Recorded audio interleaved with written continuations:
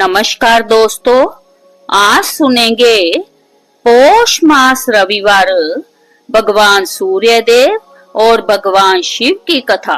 भगवान शिव भोलेनाथ है, उनकी शरण में जो जाता है उसकी वे रक्षा करते हैं, उसकी पुकार सुनते हैं।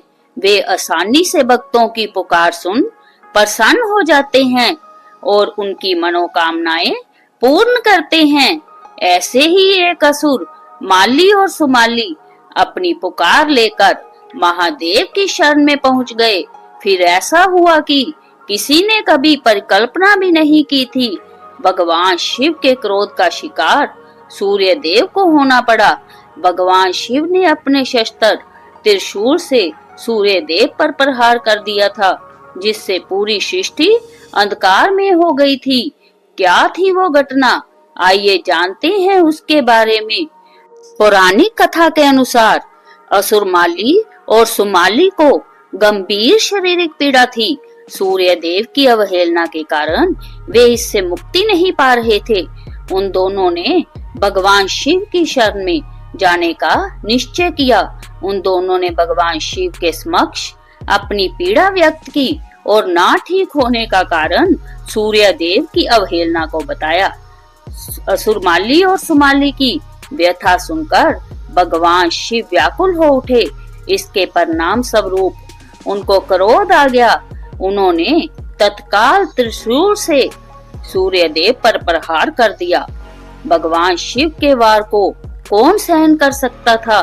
त्रिशूल के वार से सूर्य देव अचेत होकर अपने रथ से नीचे गिर गए और पूरी सृष्टि अंधकार में हो गई। सूर्य देव कश्यप ऋषि के पुत्र हैं। सृष्टि में अंधकार होने और भगवान शिव के प्रहार के बारे में कश्यप ऋषि को जब पता चला तो वे क्रोधित हो गए।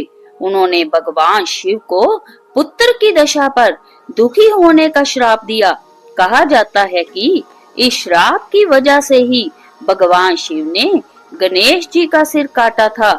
दूसरी तरफ जब शिव जी का क्रोध शांत हुआ तो उन्होंने देखा कि सृष्टि अंधकार में है। तब उन्होंने सूर्य देव को जीवन दान दिया।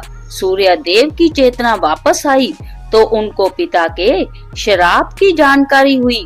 वे दुखी हो गए। तब ब्रह्मा जी ने उनको समझाया।